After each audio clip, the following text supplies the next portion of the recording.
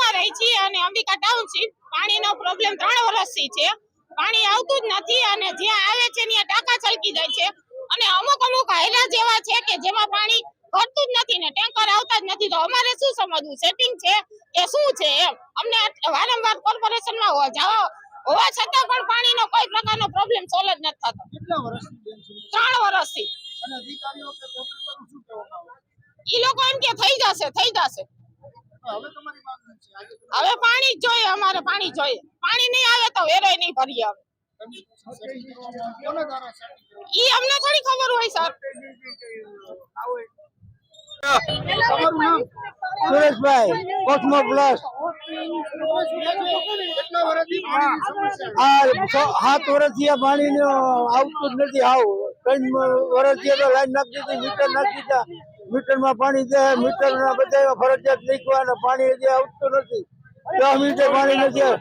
24 કલાકની વાત કરતા 10 મિનિટે નથી પૂરું પાણી દેતા. અને ટેન્કર આજ હાલે કાયમી ટેન્કર બબે વિંગીટ મગાવી છે. પાણી કોર્પોરેટરને પછી 10 વાગ્યે રજૂઆત કરી, અરજી દિયાવી પણ કોઈ આશ્વાસન આવશે મતનો તમારું નામ? હું જાનકી છું. મારું નામ સંસ્કૃતિ આંગણ ફ્લેટમાં રહું છું. અમે છેલ્લા 4 થી 5 વર્ષથી રહીએ છીએ. છેલ્લા 3 વર્ષથી પાણીનો પ્રોબ્લેમ છે. કોઈ પણ જાતનું સોલ્યુશન થતું નથી. એટલે અમે અત્યારે આ રેલીનું બધું આયોજન કરેલું છે. ભ્રષ્ટાચાર થાય જ છે, ઉપરથી નીચે સુધી ભ્રષ્ટાચાર થાય છે. બધા રજૂઆત કરેલી છે, બધે લેખિતમાં કરેલી છે.